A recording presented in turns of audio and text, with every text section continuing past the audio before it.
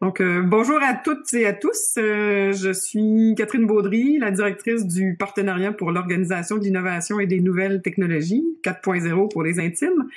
Donc, il me fait grand plaisir de vous accueillir encore une fois à ce webinaire 4.0 dans nos 4.0 d'ancrage sur le sujet de nos PME pour le déploiement des stratégies d'éco-innovation. Donc, je rappelle que dans cette série de webinaires, on met en lumière les différents projets de 4.0. Donc, l'idée derrière 4.0, c'était d'étudier comment les écosystèmes contribuent à accroître la capacité d'innovation et les performances du Québec, du Canada, et aussi développer des nouveaux indicateurs pour mesurer cet impact-là. Donc, la présentation d'aujourd'hui va aborder la manière dont les PME doivent de plus en plus adopter les éco-innovations pour rester compétitives. Donc, sans plus tarder, je vais vous présenter les chercheuses et le partenaire impliqué dans ce projet. Donc, d'abord, ma collègue Sophie Veilleux est professeure titulaire d'entrepreneuriat technologique et international à l'Université Laval. Donc, elle enseigne la gestion d'innovation, le processus de création, de croissance des entreprises technologiques, l'entrepreneuriat, dont son volet international. Ses recherches visent aussi à créer des outils de gestion utiles pour les entrepreneurs. Puis ses travaux portent particulièrement sur le processus de valorisation des recherches universitaires. Je pense que c'est un peu là-dessus qu'on s'est connus, autant pour les partenariats industriels que pour l'entrepreneuriat technologique. Et puis maintenant, beaucoup plus sur l'internationalisation des entreprises. Son étudiante de doctorat qui va faire la majeure partie de la présentation aujourd'hui, Coralie Gagné, est au même département, le département de management de la Faculté des sciences de l'administration de l'Université Laval. Donc, elle, après avoir eu beaucoup d'expérience en gestion de l'innovation ouverte, un sujet près de mon cœur aussi, elle se spécialise, dans le fond, en gestion d'innovation un peu plus généralement. Donc, sa thèse traite du processus d'éco-innovation d'un point de vue écosystémique. Donc, vous avez deux types de éco, là, portez bien attention, là. Donc, éco-innovation, on parle plus du côté écologique, environnemental. Puis quand on parle du côté écosystémique, on est davantage vers l'analogie de l'écosystème biologique employé pour cartographier un peu les liens entre les joueurs des différents écosystèmes d'innovation, d'affaires, de savoir, de plateformes, etc. Donc voilà, fin du petit cours, là. Finalement, Nathan Guédon est gestionnaire de projet à Aéro Montréal, avec qui j'ai eu de nombreuses collaborations depuis plusieurs années. Donc Aéro Montréal, pour ceux qui connaissent pas, c'est la grappe aérospatiale du Québec. Donc, dans ses fonctions, il s'occupe de l'initiative éco-responsabilité qui vise à accompagner les entreprises dans leur démarche de développement durable, et aussi de l'initiative Start Aero 360 qui aide les jeunes pousses ou start-up en anglais à intégrer les chaînes de valeur en aérospatiale. Donc, sans plus tarder, Coralie, je te cède la parole et puis on a bien hâte de vous entendre tous les deux. Mais parfait, merci beaucoup Catherine. Je vais partager mon PowerPoint.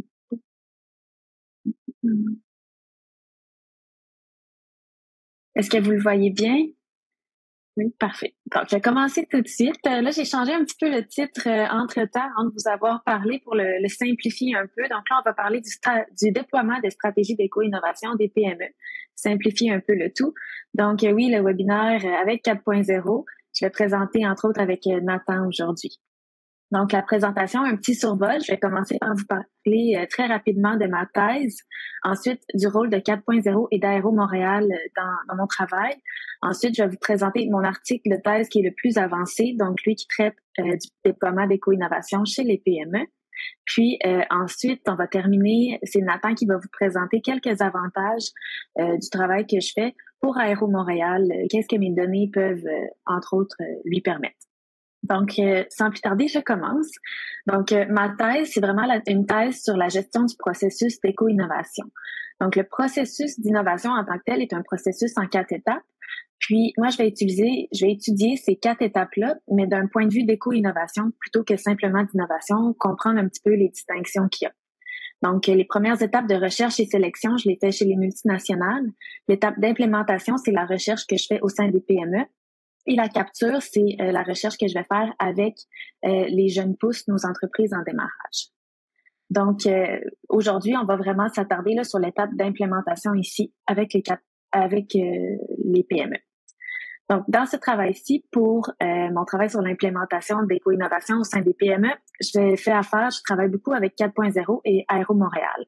Donc, Catherine a déjà présenté les deux organismes, mais 4.0 essentiellement m'offre du financement et de l'accès à des partenaires pour être en mesure de faire ma recherche. Ils ont un rôle absolument primordial dans mon travail, dans ma thèse. Donc, j'ai remercié énormément. Je commence par ça.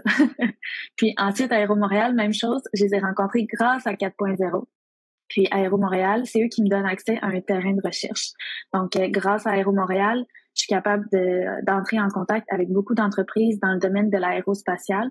Je suis en mesure d'aller collecter des données pour vraiment étudier mes questions de recherche.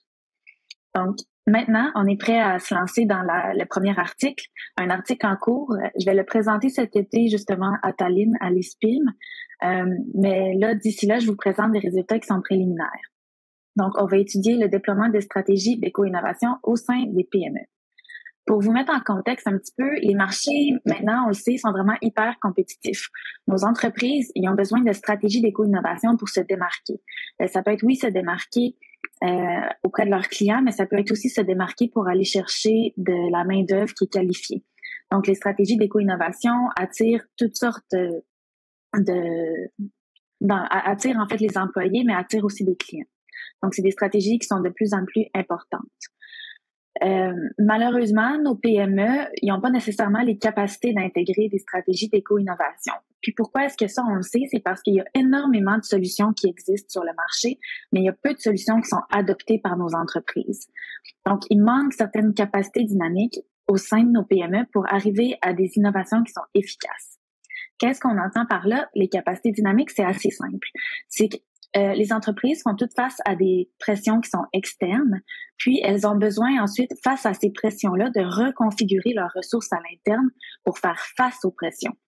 Et ensuite, arriver à une performance qui peut être financière, une performance qui peut être aussi environnementale quand on parle d'éco-innovation. Par contre, ces capacités dynamiques-là sont pas nécessairement, on comprend pas comment elles vont s'appliquer dans le contexte environnemental, donc dans un contexte d'éco-innovation. On parle principalement de 3 types de capacités. Donc, il y a la détection, être capable d'identifier des opportunités. Il y a également la saisie, être capable de commettre des ressources, venir vraiment mobiliser nos ressources à l'interne, les restructurer pour faire face aux nouvelles pressions. Puis ensuite, la transformation, qui est vraiment de réaligner notre culture interne pour puis réaligner aussi notre structure à l'interne pour être capable de faire face à ces pressions externes. Donc, on les comprend bien dans un contexte d'innovation un peu plus standard, mais quand ça vient face à des éco-innovations, c'est plus difficile. D'où la question de recherche, qui est comment est-ce que nos PME développent des capacités nécessaires à implémenter des éco-innovations à l'interne. Pour pouvoir répondre à cette question-là, j'ai développé une méthodologie avec ma directrice Sophie. On travaille déjà sur une étude de cas qui est longitudinale. Donc, il y a le programme Aéro Montréal d'éco-responsabilité. C'est un programme que Nathan, entre autres, est le gestionnaire. Ce qu'ils essaient de faire, c'est qu'ils offrent toutes sortes d'outils puis un accompagnement à des PME dans l'aérospatiale, un accompagnement qui dure 3 mois pour réussir à transformer l'entreprise, à lui donner des outils pour qu'elle devienne un petit peu plus verte. Donc, moi, mon objectif, c'est vraiment de suivre les entreprises qui font partie de ce programme-là. J'ai des entrevues semi-structurées pour comprendre comment les entreprises vivent ce processus. Donc, les entrevues vont être avant qu'elles commencent le processus, dès qu'elles terminent le processus de 3 mois, puis ensuite 6 mois après. Je suis la méthode d'Eisenhardt qui me permet vraiment de faire des liens au sein des cas, entre les différents cas également, pour arriver à des construits pour illustrer ce concept-là qui est les capacités dynamiques pendant le processus d'éco-innovation. Je vais également faire ma codification avec un logiciel qui est NVivo pour avoir vraiment là un processus ensuite qui peut être réplicable pour démontrer aussi sa crédibilité, puis pour être certaine que mes données peuvent vraiment mener à la théorie. Donc ça, c'est vraiment la méthodologie. J'ai déjà commencé. En fait, le programme d'éco-responsabilité s'est terminé au 31 mars. Donc là, il me reste à faire les dernières entrevues qui sont post-événement. Puis ensuite, il me reste également à faire les entrevues qui sont 6 mois après. Donc, les collectes de données, ce que ça donne pour l'instant, j'ai consulté 17 PME. Donc, j'ai eu une première entrevue avant les événements avec 17 entreprises, des entrevues de 30 minutes. J'ai également eu 2 entrevues post-événement, tout de suite après le processus qui est offert par Aéro Montréal. Puis, il me reste à faire plusieurs entrevues qui sont 6 mois plus tard. J'ai également pu suivre ce processus-là. Donc, le processus entier de 3 mois, j'ai participé en tant qu'observatrice avec 2 PME. Donc, j'ai pu participer à 10 événements. Puis, j'ai également eu des entrevues avec différents membres de l'écosystème, des intermédiaires, des agences de financement. Puis, j'ai pu observer aussi différentes activités qui ont découlé déjà du programme d'éco-responsabilité d'Aéro Montréal. Donc, on voit que mes données sont pas terminées de collecter, mais ça m'amène quand même à des résultats qui sont préliminaires. Ce que j'ai trouvé jusqu'à date, ce que je peux vous dire, c'est que le programme d'éco-responsabilité d'Aéro Montréal permet vraiment aux PME de bien détecter, dans le fond, là, les opportunités auxquelles elles font face. Donc, le programme d'éco-responsabilité d'Aéro Montréal, il vient vraiment jouer sur la première étape des capacités dynamiques, sur la première compétence des capacités dynamiques de nos PME. Donc, les PME, oui, elles savaient toutes, elles voyaient les pressions externes, elles voyaient l'importance de devenir un petit peu plus verte, mais elles savaient pas par où commencer, elles savaient pas les opportunités qu'elles pouvaient suivre. Donc, le programme d'éco-responsabilité Aéro Montréal, c'est vraiment ça qui a permis à nos entreprises en aérospatial d'identifier des opportunités à suivre. Il y a quelques entreprises, là, parce que j'ai pu faire 2 entrevues directement après les événements, il y a quelques entreprises qui se disent prêtes à commettre les ressources, à venir un petit peu vraiment retravailler leur distribution des ressources à l'interne pour mettre des ressources vers leurs activités d'éco-innovation. Mais ça reste à voir si c'est quelque chose qu'ils vont réellement faire ou non. Ce qu'on voit également, c'est qu'on a besoin pour l'instant de programmes qui sont complémentaires à ce que Aéro Montréal a offert pour réussir vraiment à aller dans les autres étapes pour s'assurer que les capacités dynamiques soient vraiment bien développées pour optimiser le processus d'éco-innovation de nos entreprises, pour réussir à amener vraiment à une performance qui est, oui, financière de l'entreprise, mais également une performance qui est environnementale ici de l'entreprise. Là, le petit graphique peut avoir l'air un petit peu plus complexe, c'est qu'il y a un résultat qui est super intéressant qui se dessine tranquillement dans les données. Puis c'est le fait qu'on est capable de détecter un petit peu cette synergie-là de l'écosystème lorsque l'écosystème, donc les différents acteurs en aérospatial, viennent travailler eux également sur leur capacité dynamique en même temps que nos PME. Donc, pour développer cette synergie-là qu'on a tant besoin pour que le tout, pour que l'écosystème soit plus que la somme de ces petites parties, mais c'est vraiment que l'écosystème travaille également sur ses capacités dynamiques en même temps que nos PME pour qu'on ait vraiment une certaine complémentarité et que tout le monde puisse travailler ensemble pour assurer le déploiement de stratégies d'éco-innovation. On le voit, c'est trop difficile pour les PME qui ont peu de ressources d'arriver à des activités d'éco-innovation seules, mais lorsqu'elles ont les supports appropriés de l'écosystème, ben elles y arrivent. Puis l'écosystème, lui, doit s'assurer d'offrir les ressources au bon moment. Donc c'est là qu'on parle, selon les pressions que l'écosystème ressent, lui, de ses PME.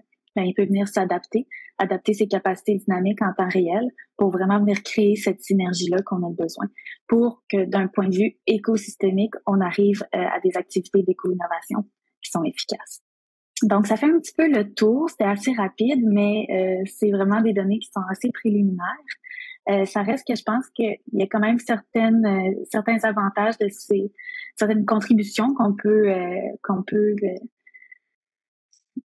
mettre un petit peu plus de l'avant. Donc, des contributions théoriques d'un point de vue un peu plus académique, c'est qu'on arrive à une compréhension de comment les capacités dynamiques conduisent à une implémentation qui est efficace de l'éco-innovation dans les PME. Donc, on comprend un petit peu mieux la performance des PME, la performance, oui, environnementale, mais également financière. Les deux travaillent maintenant ensemble. On arrive aussi à une intégration d'une vision qui est plus complète de la durabilité. La durabilité, les aspects verts, l'environnement, ça devient vraiment un résultat qui est délibéré de la gestion des capacités dynamiques. Ça, c'est vraiment quelque chose que Aéro Montréal, avec son programme d'éco-responsabilité, apporte, parce que jusqu'à présent, les entreprises, eux, voyaient des activités vertes ou des résultats verts comme simplement un à côté. Tu sais, c'est le fun, mais c'est pas obligatoire. Alors que là, ça devient, dans un tel processus, vraiment un élément qui est majeur, qui est délibéré. On arrive aussi à une compréhension du rôle de l'écosystème dans le processus. On voit que les capacités dynamiques sont pas nécessairement seulement nécessaires au niveau de nos entreprises, de nos PME, mais également au niveau de l'écosystème pour avoir cette complémentarité-là qui est nécessaire pour un processus d'éco-innovation qui fonctionne. Les contributions un petit peu plus du niveau pratique, pour les gestionnaires, on va être capable de présenter un processus d'implémentation d'éco-innovation qui est efficace. Le but, c'est de leur offrir des outils pour suivre ce processus-là, pour vraiment arriver à une performance de l'entreprise, puis un avantage compétitif qui est durable. Puis au niveau de l'écosystème, on veut offrir un guide pour assurer l'efficacité des programmes d'éco-responsabilité, pour que les programmes pareils comme celui-là, l'éco-responsabilité d'Aéro Montréal, puissent vraiment fonctionner à long terme. Puis les avantages pour Aéro Montréal d'une telle recherche, là, je vais laisser Nathan en parler.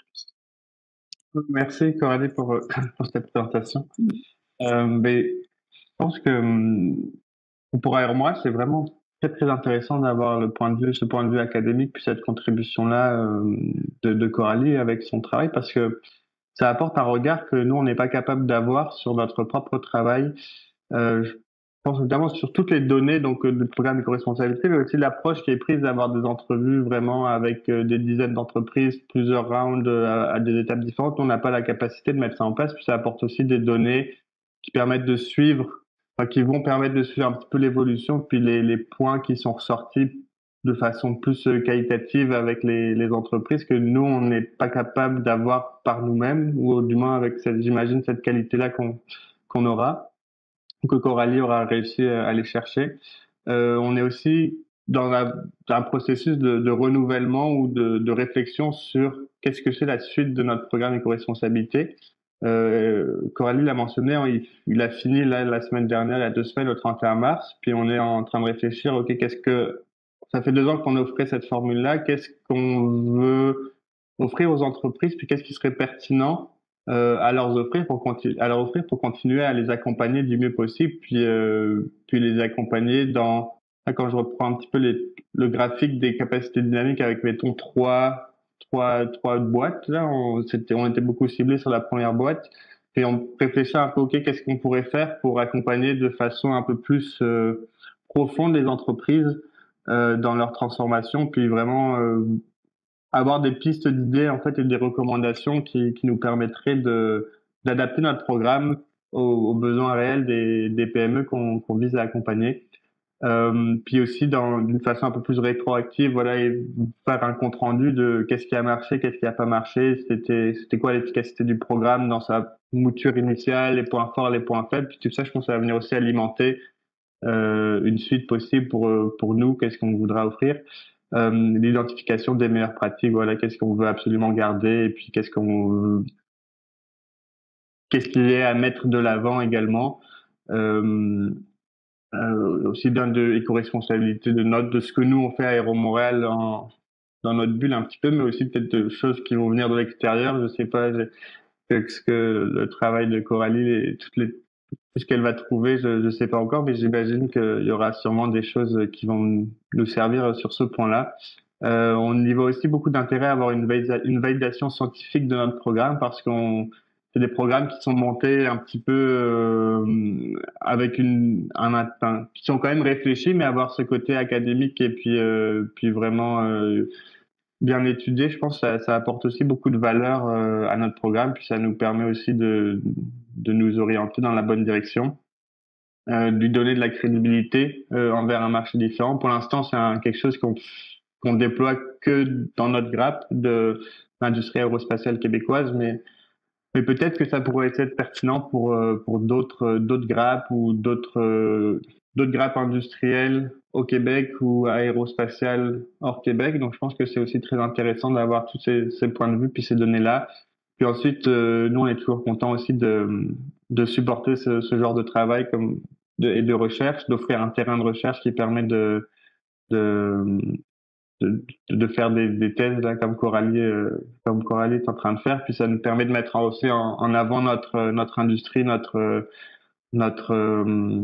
secteur, puis d'avoir une visibilité sur ce qu'on fait à l'intérieur qui parfois sort pas vraiment des frontières de notre industrie. Donc, il y avait aussi ce côté-là où je pense que ça va aussi donner de la visibilité et montrer ce qu'on fait avec côté transparence qui est une recherche académique qui est faite par Coralie où on n'a pas d'influence vraiment sur les données. On offre le terrain de recherche, mais ce qui sera dit, ce sera le plus objectif possible sans qu'il y ait de biais c'est nous qui parlons de ce qu'on a fait. Donc, beaucoup de valeur et beaucoup de valeur ajoutée avec ça.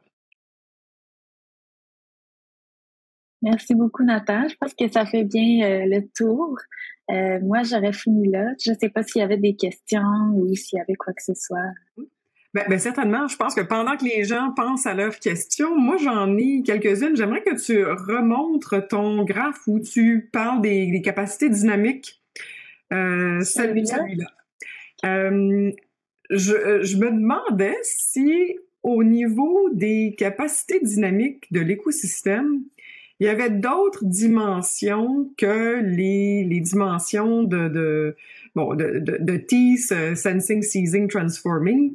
Donc, je voulais voir si, de ton côté, tu en avais trouvé d'autres ou si c'était un alignement parfait. Parce que là, on semble rapporter au niveau de l'écosystème exactement les mêmes capacités dynamiques identifiées par TEAS. Mais je me demandais s'il y avait autre chose. C'est vraiment une bonne question. J'aurais tendance à dire, moi, j'ai utilisé celle de TEAS pour me guider, puis je voyais qu'il y avait vraiment là un fit, là, un bon fit, là. Ça coordonnait bien. Je devrais, par contre, là, quand je vais être plus loin dans l'analyse de mes résultats, vérifier s'il n'y en aurait pas d'autres qui seraient aussi complémentaires puis qui pourraient s'ajouter. Pour l'instant, je voyais vraiment le fit, puis c'est ça qui m'a fait allumer que c'était là que je ressentais cette synergie, mais je vais regarder plus loin pour s'il n'y en aurait pas d'autres, certainement. En fait, la question que je me posais, c'est bien souvent les gens au niveau de l'écosystème vont rechercher les mêmes capacités que les grappes industrielles. Donc, finalement, pour beaucoup de chercheurs, le mot écosystème, c'est juste un rebranding des grappes industrielles ou des grappes d'innovation ou des systèmes régionaux d'innovation. Donc, c'est pour ça que je me demandais quelles sont les différences au niveau de l'écosystème par rapport à la grappe industrielle, parce que c'est sûr que Aéro Montréal est quand même situé sur un espace géographique qui est, somme toute, assez étendu. Hein. Tu as la portion autour de Mirabel, celle autour de Ville-Saint-Laurent, celle autour de Longueuil. Donc, tu n'es pas purement dans une grappe industrielle, bien que la distance entre Mirabel et Longueuil soit pas énorme. Là. Donc, je me posais la question sur quel est le type d'ancrage géographique versus les éléments écosystémiques qui sont intéressants. Et puis, ça amène, dans le fond, une deuxième question, plus pour Nathan puis Aéro Montréal. Parce qu'une des questions qu'on se pose au niveau des écosystèmes, c'est le rôle d'orchestration de l'écosystème. Est-ce que Aéro Montréal joue le rôle d'orchestrateur? Quel type de rôle on peut attribuer à une organisation comme Aéro Montréal ou comme au CRIAC? CRIAC qui serait peut-être plus un catalyseur, si vous voulez, mais Aéro Montréal peut-être un peu plus le rôle d'orchestrateur. Donc, je ne sais pas si c'est ce genre de rôle-là que tu prévois étudier, peut-être pour la suite des choses, là. Bon, à tes souhaits, Sophie. Donc, je lance la question comme ça, parce que c'est des choses qui nous font réfléchir à la suite de 4.0. Nathan, je peux te laisser commencer si tu veux avec le rôle d'Aéro Montréal, puis je pourrais renchérir ensuite. Oui. Je, je pense que, d'une certaine façon, Aéromoral, oui, joue un certain rôle d'orchestrateur dans le sens où on apporte ces thématiques-là où il y a 2 ans, quand le programme a été lancé, des thématiques d'éco-responsabilité n'existaient pas vraiment au sein de la grappe, ou étaient très marginales, puis on a mis ça de l'avant. Donc je dirais on joue le rôle d'orchestrateur dans le sens où on apporte la thématique au sein de l'industrie qui est quand même assez, je dirais, hermétique par rapport à ce qui se passe à l'extérieur. C'est très aéro, on s'occupe de ce qui se passe dans l'aéro, les gens s'identifient à aéro, puis le reste c'est en dehors de ce qu'ils font. Mais après, on n'est pas non plus, on est orchestrateur au sein de la grappe, mais on a quand même des entreprises puis des sensibilités qui font qu'on évolue quand même l'industrie aérospatiale dans la société globale où c'est des thématiques aussi qui sont pas propres et on n'est pas les seuls porteurs de ce message-là au sein de la grappe et d'autres industries. Donc je dirais, oui, on orchestre, on a ce rôle-là, on l'a fait, mais de moins en moins. Puis c'est une thématique où on n'est plus vraiment le messager principal maintenant au sein de la grappe. On a d'autres entreprises, des grands donneurs d'ordre qui se font vraiment messager de l'éco-responsabilité, qui poussent le message auprès des autres entreprises. Aéromoral continue de le faire, mais on n'est plus tant la seule organisation dans l'industrie aérospatiale qui le fait, ou plus la plus grande, mettons. Et puis je pense avec l'évolution aussi des thématiques, il y a 2 ans, quand c'était un sujet qu'il fallait un petit peu, je dirais, pousser dans la gorge des entreprises, peut-être que oui, on avait plus un rôle d'orchestrateur. Maintenant que c'est quelque chose qui a pris plus d'ampleur, après 2 ans, il y a de plus en plus d'entreprises qui réalisent que c'est important, de plus en plus de donneurs d'ordre qui font des demandes auprès de leurs entreprises, même si c'est pas encore rendu des exigences nécessairement. On orchestre un petit peu moins. Je dirais qu'on est plus dans une vision d'accompagnement que d'initier quelque chose. On est plus dans accompagner les entreprises qui veulent le faire plutôt que dire aux entreprises faites-le et dans la conviction, même s'il y a un petit peu des deux. Je sais pas si c'est une réponse satisfaisante. Mais... ouais, effectivement. Je ne sais pas, Coralie ou Sophie, si vous voulez réagir à ça.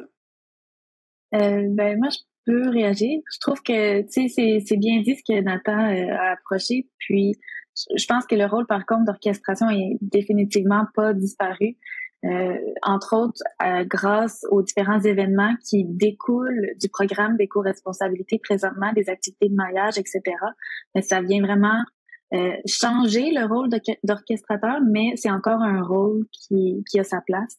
Entre autres parce que beaucoup de PME voient l'importance, mais savent pas comment le faire. Donc oui, il y a les donneurs d'ordre, mais ça reste que les PME sont coincés dans leur réalité. Donc le rôle d'Aéro Montréal là est quand même assez important, puis vient vraiment avoir un impact positif sur les capacités dynamiques. Fait que j'irais quand même nuancer le fait qu'ils sont encore, oui, c'est vrai qu'ils sont encore orchestrateurs. Ça, je le laisserai là quand même pour l'instant, en tout cas.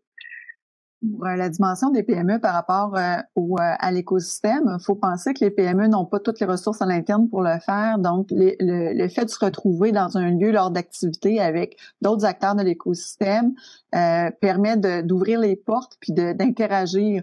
Donc, elles sont pas toutes capables de tout faire à l'interne, mais savent qui elles peuvent aller voir pour les aider à acquérir ces compétences-là. Puis c'est un peu pour ça que, en tout cas, nos hypothèses préliminaires, là, on va voir plus les données vont se cumuler, là. Mais c'est pour ça que les compétences semblent se développer en miroir, tant dans l'écosystème que les PME. Donc, c'est quelque chose de nouveau qui se développe tant chez les PME qu'en l'écosystème, mais ils ont besoin un de l'autre pour se nourrir puis continuer à progresser. Donc, ça reste à vérifier, là, mais présentement, je pense que le moment où se fait l'étude permet de voir cette évolution-là, tant chez les PME que l'écosystème. Puis ça fait du sens quand tu penses que le programme a été créé en réponse aux besoins formulés par les PME. Donc, à voir pour la suite. Moi, je vais poser une autre question, mais je vais mettre Christophe sur la sellette. Donc, Christophe, j'espère que tu écoutes bien.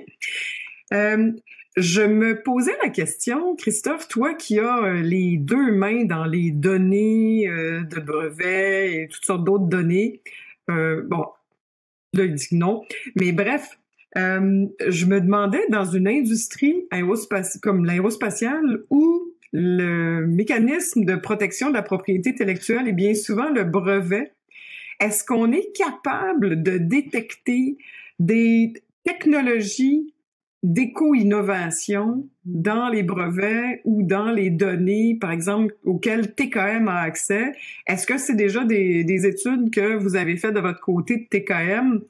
Parce que ce serait intéressant de voir comment les PME québécoises se comparent au reste du monde en matière d'éco-innovation. Est-ce qu'on est à l'avant-garde? Est-ce qu'on est à la traîne? Ou est-ce que ces données-là existent? Ou c'est trop difficile de voir encore pour l'instant? Alors, puisque je suis sollicité, tant pis pour vous, je vais répondre. Non, avant quand même de te répondre, Catherine, je vais quand même féliciter Coralie et remercier Nathan pour la présentation et le travail de recherche qui est super intéressant, et Nathan pour proposer au travers d'Aéro Montréal un théâtre d'exploration, d'exploitation, et d'avoir aussi le courage, comme tu l'as dit Nathan, de dire c'est bien aussi parce que le travail de Coralie va nous donner un regard sur ce qu'on est en train de faire. Et pour une fois qu'un organisme public, un écosystème ne donne pas lui-même l'avis sur ce qu'il fait, et je trouve ça très courageux et bravo. Bon. Pour répondre à la question de Catherine très directement, est-ce que c'est possible? Est-ce qu'on peut extrapoler à partir des données publiques, et en particulier ceux issus de la propriété industrielle, des éléments sur l'éco-conception, ou plutôt la prise en compte des phénomènes planétaire, d'impact sur le vivant, et je parle volontairement pas que de climat, parce que le climat est que un des aspects de la redirection nécessaire de nos entreprises, les grandes et les petites. Est-ce que on sait extrapoler à partir de la littérature, en particulier brevet, des choses de ce type-là? La réponse est oui. Est-ce qu'on a fait des recherches? La réponse est oui. Est-ce que ces recherches ont abouti? La réponse est oui. Donc tu vois, je te dis 3 fois oui, Catherine, et en public. Donc bon. C'est bien noté, et puis on s'est enregistré, Christophe. Ah mince, j'avais oublié ce détail. On le fait, et tu le sais, puisque j'avais eu l'occasion d'en parler un tout petit peu à Ottawa sur la conférence 4.0, là, il y a 1 an et demi, enfin bientôt 2 ans même maintenant, dans le domaine des cosmétiques, où aujourd'hui, effectivement, on a des systèmes qui, à chaque 2 semaines, va annoter les nouveaux brevets à l'échelle mondiale dans le domaine des cosmétiques, annoter ceux en particulier qui ont des revendications techniques qui ont un réel impact d'un point de vue de l'environnement. Un réel impact, c'est soit moins d'ingrédients chimiques, plus de matériaux biosourcés, moins de consommation d'énergie ou d'eau dans la fabrication. Donc, vous voyez la complexité de définir qu'est-ce que c'est qu'un éco-produit ou une redirection éco-responsable d'une production industrielle et d'une revendication en termes de brevets. C'est quelque chose qui prend une telle multitude de formes que c'est totalement désormais impensable d'imaginer de le faire à partir de mots-clés. Définir dans l'aéronautique ce qui relève du monde des hélicos, ce qui relève du monde des avions, des fusées, et là-dedans de l'aérodynamisme ou des réacteurs, ou encore des carburants. Des systèmes de text mining et de data mining classiques ancestraux fonctionnent très très bien, parce qu'on est sur des objets qu'on sait définir à des univers, enfin ramener à des univers sémantiques bien définis, et donc on a des systèmes qui sont extrêmement puissants, peu consommateurs de ressources parce qu'on n'a pas besoin de GPU, on n'a pas besoin d'intelligence artificielle, et qui donnent de très bons résultats. À l'inverse, quand on est dans ce genre de sujet, sur un objet, l'éco-conception, la prise en compte des aspects environnementaux sur le vivant, vous imaginez bien, vous le savez mieux que moi, c'est impossible de définir des règles sémantiques. Donc là, typiquement, l'intelligence artificielle, et en particulier les techniques de machine learning, sont extrêmement utiles. Et dans l'exemple que je citais sur la cosmétique, aujourd'hui, on est rendu en production à un taux de précision qui est supérieur à 99%. C'est-à-dire que dans 99% des cas, le modèle produit un résultat qui est validé a posteriori à titre d'échantillonnage et de vérification de la performance du modèle. On ne le fait pas à chaque fois, sinon on n'aurait pas besoin de l'IA. Si on refait à chaque fois à la main ce que le modèle a fait, autant supprimer le modèle. Mais de temps en temps, on remet les résultats du modèle en question en ayant recours à des experts, et c'est ce qui nous permet de calculer ces taux de précision. Donc on a des solutions technologiques qui permettent de le faire. Par contre, si on veut demain déployer ça dans le domaine de l'aérospatial ou de l'aéronautique plus spécifiquement, ça voudrait dire que ça prendrait de réentraîner un modèle dans l'univers industriel spécifique qui est donné, mais pour le coup, c'est plus un sujet de recherche, il n'y a pas de caractère incertain à entreprendre ce travail. De notre expérience, on est à peu près certain qu'on pourrait produire des résultats très satisfaisants. Un résultat très satisfaisant en IA, je sais pas, parce que je parle sous le contrôle de Davidé, mais quand on a un modèle qui commence à tourner à plus de 80% de précision, de toute façon, à 80% de précision, quand il s'agit de brasser des milliers de documents, dans ce cas-là, l'IA est plus performante que l'être humain, parce que lire des brevets et à longueur de journée pour dire oui c'est intéressant, enfin oui c'est écho ceci ou non c'est pas écho ceci, et bien au bout de 4 jours, si vous n'êtes pas suicidé, vous avez une force d'âme tout à fait remarquable. Voilà. Ceci étant dit, Coralie, Nathan, moi j'avais une question ça rebondit sur la question de Catherine tout à l'heure, sur les écosystèmes. Je m'interroge sur quel est le bon écosystème pour emmener une population de dirigeants et dirigeantes de petites et moyennes entreprises vers la prise en compte de l'éco-conception? Est-ce que c'est un écosystème métier, tel que Aéro-Montréal ou les GRAP comme les CRIAC, ou Montréal In Vivo dans d'autres domaines? Est-ce que ce sont d'autres écosystèmes à inventer? Et je vous explique pourquoi je vous pose la question, c'est que j'ai vécu, et TKM, on a vécu cette expérience l'année dernière, on s'est inscrit dans une dynamique, alors instanciée à l'échelle régionale, mais volontairement totalement multisectorielle, avec des éditeurs de livres, des gens qui font des remontées mécaniques pour les stations de ski, des gens qui fabriquent des piles enfin des batteries pour l'automobile. Donc, une très très grande diversité d'entreprises, mais l'écosystème qui s'est mis en place là était plutôt centré sur la prise en considération, la nécessaire prise en considération des aspects du vivant dans la réinvention des entreprises, et en particulier des PME. Donc je m'interroge sur quel est le bon écosystème, et est-ce qu'il y aura un mix à imaginer entre des écosystèmes métiers et des écosystèmes plus finalité? Réintroduire ou réconcilier l'entreprise et ses modèles d'affaires avec une activité durable et compatible avec le vivant durablement. Oui, ben, je pourrais peut-être commencer en mentionnant qu'est-ce qu'on a remarqué, entre autres, si je vous montre ici ma thèse un petit peu plus globale. Oui, l'implémentation, c'était une recherche au sein des PME, mais l'étape de capture est vraiment au sein des entreprises en démarrage. Ce qu'on a remarqué, c'est que la plupart des solutions que nos PME recherchent pour justement aller implémenter ces activités d'éco-innovation-là, c'est des technologies qui ont déjà été développées par nos entreprises en démarrage. Donc, l'écosystème actuel a beaucoup de solutions qui existent, qui sont juste pas assez déployées, implémentées. Fait que mon impression pour le moment, là, c'est vraiment d'y aller avec l'écosystème actuel est suffisant. C'est juste qu'il y a besoin d'une meilleure intégration. Je sais pas si ça répond à la question, là, mais je pense que les gens dans l'écosystème aérospatial se connaissent relativement. Donc, s'ils sont capables d'aller renforcer les relations qui existent, ben, il y aurait déjà un bon travail qui serait amorcé. Nathan, je ne sais pas si ton idée allait dans le même sens ou... Non, ça c'est une question très ouverte. Puis je pense que c'est une question qui, si seulement on connaissait la réponse, on serait à une tasse bien différente aujourd'hui. Mais oui, pour reprendre un peu, je pense là, pour regarder un petit peu aussi d'un point de vue Aéro-Montréal, qu'est-ce qu'on a hérité comme grade, comme industrie, comme liaison qu'on a, puis c'est quoi notre périmètre par rapport géographique, puis aussi notre champ d'action. Et je pense que c'est pas évident. Peut-être qu'on n'est pas les meilleurs pour faire, ou c'est peut-être pas le meilleur écosystème, la meilleure cible, le meilleur niveau pour adresser les thématiques d'éco-conception d'un point de vue ou d'éco-innovation d'un point de vue de la recherche, mais d'un point de vue extérieur. Mais nous, en tant que partie prenante, partie prise, on est un écosystème, on est dedans. Ça va être difficile de se sortir de ça.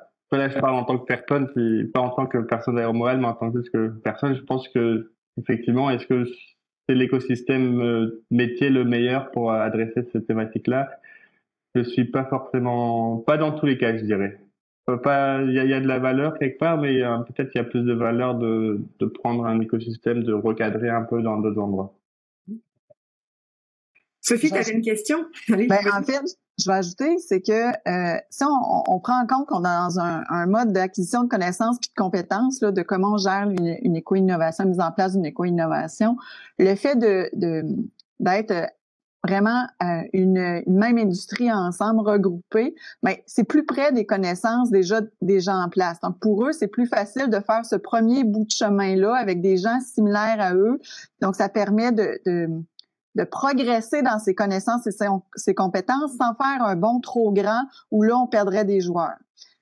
Ce que Coralie fait dans la section plus recherche et sélection des idées d'innovation, c'est là où elle voit plus large. Donc, d'où viennent les idées d'innovation? Plus on se réfère à la littérature en innovation, ce qu'on va dire, c'est qu'à un moment donné, on sature si on se limite à notre propre industrie. Fait que pour avoir des idées d'innovation, des nouvelles choses à mettre en place, il faut voir vraiment plus grand puis aller s'abreuver en termes d'idées dans d'autres industries. Donc, c'est là où, quand on va être rendu un petit peu plus loin, on va pouvoir aller piger dans les connaissances, compétences acquises dans d'autres industries, puis les industries vont pouvoir se nourrir entre elles. Donc, il va y avoir une valeur ajoutée à mettre des gens de différents métiers, de différentes industries pour pouvoir justement augmenter les idées d'éco-innovation là, qui vont pouvoir être mises en place, puis de se donner des trucs aussi sur les façons de faire. Donc, on le voit pour d'autres sujets d'innovation ou en gestion des lignes manufacturières. Des fois, une solution manufacturière d'une entreprise en assemblage de meubles peut très bien donner un bon conseil à une usine qui fabrique des lentilles, juste parce que ça revient à des méthodes de gestion des lignes. Mais on peut imaginer qu'il va se passer quelque chose de semblable éventuellement quand on va être rendu là dans les cours d'apprentissage là, pour l'éco-innovation. Et moi, j'ajouterais à ce moment-là qu'une veille scientifique et technologique beaucoup plus étendue pour les joueurs dans le domaine aérospatial pourrait être très utile. Donc, jumeler un peu l'expertise que Christophe vient de décrire avec éloquence et ce que Aéro Montréal peut utiliser comme outil pour bien aiguiller les entreprises, bien les accompagner, donc de rendre cette information-là disponible. Parce que si on revient, dans le fond, à ton grappe, à ta grappe des capacités, ou pardon, des capacités dynamiques de TIS qui mènent à l'innovation, avant d'arriver à l'innovation, il y a probablement de la science qui a été développée en collaboration avec, par exemple, des projets CRIAC avec des chercheurs universitaires des entreprises. Il y a probablement de la propriété intellectuelle qui a été développée, qu'elle soit publique ou stratégique, donc protégée par le secret. Mais il y a des traces de ce genre d'informations-là. Donc, je pense qu'on est rendu à l'étape où il faut vraiment bénéficier des outils où, comme Christophe l'a dit, on peut pas faire ça à la main.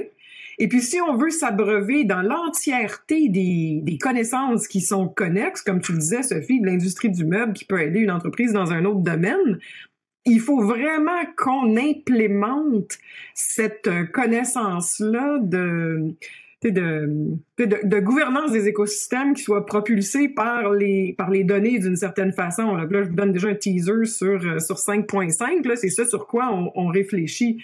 Mais je pense qu'il y a un alignement de planète à faire avec le déploiement et des outils qui sont rendus d'une puissance assez incroyable. Mais comment l'orchestrateur ou l'accompagnateur tire profit de ces données-là pour démocratiser un peu cet accès-là? En fait, je pense que c'est des choses auxquelles on doit réfléchir plutôt que de s'appuyer sur quelqu'un qui connaît quelqu'un, donc la proximité sociale, puis d'aller plutôt du côté de la proximité technologique avec l'utilisation de ces outils-là ou proximité cognitive qui est induite par cette proximité technologique que les outils facilitent.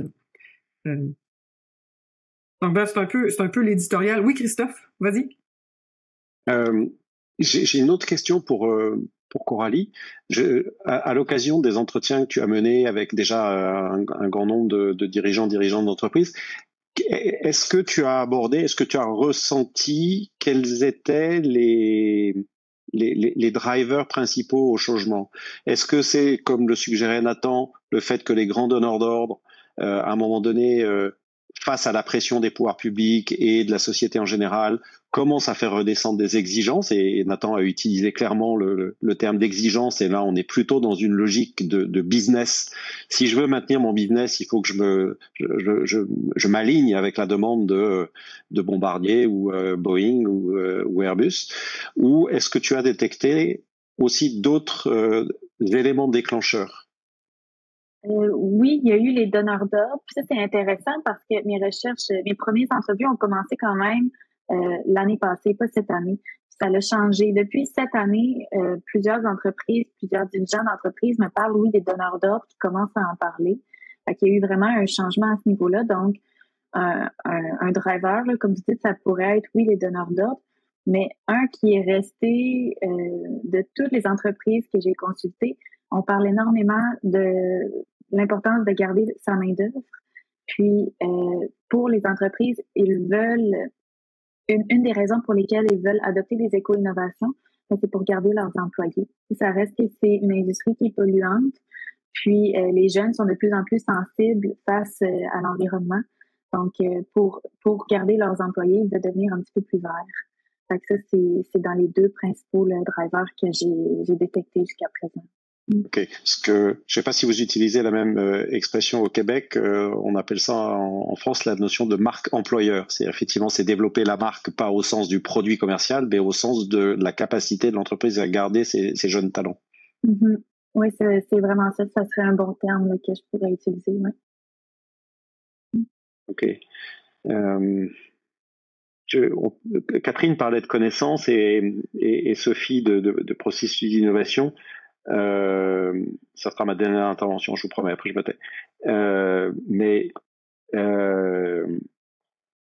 Je m'interroge aussi sur la dynamique, sur ce qui à un moment donné met les gens en mouvement. Je crois que Aurélie, qu'à un moment donné, tu as un tout petit peu parlé de la notion de triangle de l'inaction, qui est vrai au niveau des citoyens et citoyennes, mais aussi des dirigeants d'entreprise.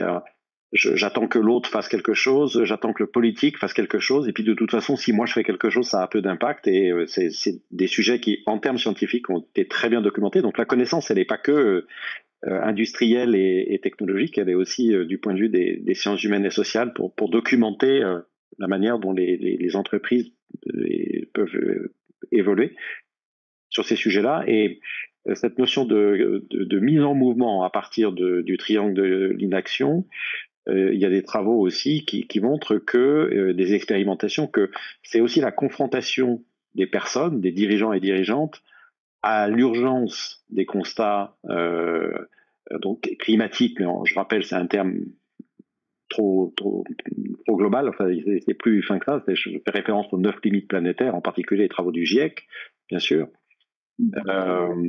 Est-ce que l'exposition des dirigeants d'entreprise à ce type de connaissances est aussi possiblement un levier pour mettre ces entreprises en mouvement, et de la nécessité non seulement de garder leurs jeunes talents, c'est ce que tu as dit, de garder leur contrat et l'impulsion donnée par le donneur d'ordre, mais à un moment donné de réaligner aussi dans l'esprit des entreprises la notion un peu de cœur, tête, corps. C'est la tête, c'est le business, le corps, c'est je garde mes jeunes talents parce que sinon je sais plus, si je perds mes organes, ben je peux plus m'alimenter, je peux plus vivre. Mais le cœur aussi, il faut que je contribue, parce que je me rends compte que on parle pas du devenir de la planète dans tous nos sujets. On parle de l'environnement, on parle de la planète, mais en fait la planète, rassurez-vous, elle va super bien. C'est l'humanité qui est en danger. Quand elle sera débarrassée de nous autres, la planète, elle va très bien se remettre d'aplomb très vite. Hein, ça va prendre quelques millénaires, puis ça va être d'équerre. Le problème, c'est nous. Mais c'est vraiment des bons points. Puis justement, ça me fait penser que dans l'accompagnement qui est offert par Aéro Montréal, la première activité, c'est une fresque climatique. Puis on voit que souvent les entrepreneurs sont pas fermés à l'idée. De toute évidence, ils font partie du programme d'éco-responsabilité, donc ils ont un intérêt. Mais la fresque climatique les met face à une réalité, puis les met face justement à ce point de vue qui est assez extrême-là. Je leur fait réaliser là, en tant qu'humains les enjeux auxquels ils font face. Donc peut-être que oui, ça peut être une des pistes à étudier davantage, là, même que je devrais poser plus de questions là-dessus pour mes prochaines entrevues, certainement. Pour rebondir sur ce sujet-là, je me demande jusqu'à quel point le cœur et la raison doivent être mises de l'avant, parce que depuis janvier 2023, si je ne m'abuse, en Europe, on a le Corporate Sustainability Reporting Directive. Là, le nom français m'échappe, là, mais les entreprises vont devoir déclarer, puis là encore le mot français m'échappe, là, mais les scope 1, scope 2, scope 3. C'est CSRD et en gros, l'expression, c'est la comptabilité extra-financière. C'est comment je prends en compte dans la comptabilité et mes rapports annuels des éléments qui sont hors bilan financier. Oui. Donc, les entreprises qui vont vouloir exporter en Europe, puis somme toute, l'industrie aérospatiale, c'est une industrie qui est mondialisée. Donc, si nos entreprises, nos PME québécoises, canadiennes veulent être en mesure d'exporter en Europe, elles n'auront pas le choix de déclarer et d'avoir des mesures pour tous les enjeux socio-environnementaux. Donc, ils n'auront pas le choix. Ça peut pas être juste une question de cœur de la part des employés pour garder les employés. C'est aussi une stratégie d'entreprise pour continuer d'être en mesure d'exporter à travers le monde. Donc, il y a autant le cœur et la raison qui doivent être alignés vers cet aspect-là. C'est pas à moi que la question est posée, mais je réponds quand même. Je suis 100% d'accord avec toi, et du coup je renvoie la question vers les économistes. Donc c'est Sophie et Coralie. Non, t'es pas économiste, Sophie? Pas en tout? Non, en fait c'est moi, mais je suis aussi ingénieur. Fait que je vais peut-être mettre mon chapeau d'ingénieur dépendamment de ta question. Toi, t'es une économiste à Polytechnique, cherchez l'erreur. Alors non, blague à part,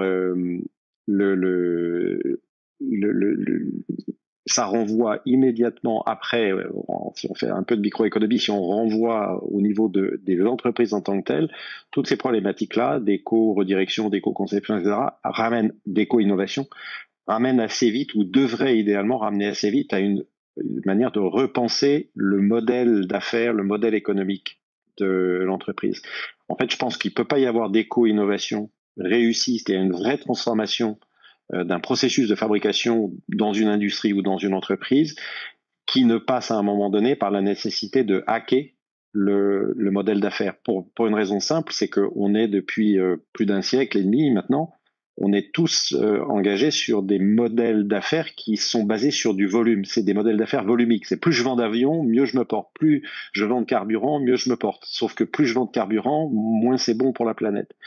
Est-ce que ça veut dire que si je vends du carburant, je suis voué à mourir finalement très vite pour sauver l'humanité et la planète? Ou est-ce qu'il faut que j'arrive à continuer à vendre ou à concevoir ce que je vends, mais finalement en changeant de levier, de KPI économique et financier, et ça passe par une réinvention du modèle d'affaires. Et là, c'est pas que de l'innovation technologique, c'est beaucoup plus au cœur de la raison d'être des compagnies. Est-ce que tu veux que l'économiste réponde ou nos présentateurs? Donc, peut-être rapidement, Nathan, Coralie, Sophie, un mot de la fin pour répondre à cette question épineuse.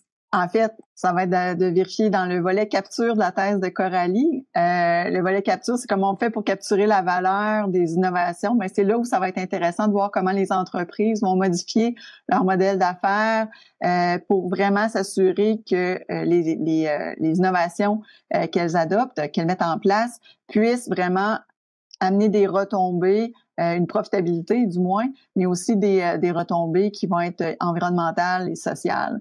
Donc ça on va le voir davantage avec son article de thèse sur la capture de la valeur.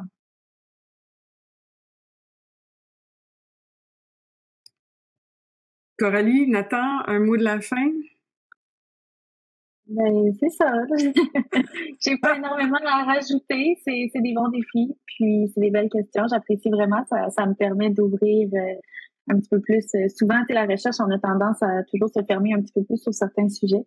Fait que c'est intéressant d'ouvrir la discussion comme ça, parce que ça me permet d'avoir des pistes de recherche supplémentaires. Donc, merci beaucoup. Puis, j'ai vraiment apprécié aujourd'hui. Merci, Coralie. Nathan? Non, j'ai pas grand-chose à ajouter. Merci beaucoup pour cette présentation, Coralie, puis pour les discussions aussi. C'était très enrichissant. Puis j'ai hâte de voir un petit peu les résultats de la recherche. Qu'est-ce qui va sortir de ta recherche, Coralie? Merci beaucoup. Merci beaucoup à tous, mais particulièrement Coralie et Nathan pour ce chemin vers la conception de l'éco-innovation à travers des écosystèmes. Donc, il est maintenant midi, donc je vous souhaite tous bon appétit, même pour Christophe qui est en Europe, donc c'est l'heure de l'apéro chez vous. Donc, merci beaucoup, bon après-midi à tous. Et puis, à la prochaine fois, on a un prochain webinaire qui s'en vient très bientôt. Donc, à suivre dans nos médias sociaux et dans le site web de 4.0. Donc, merci à tous.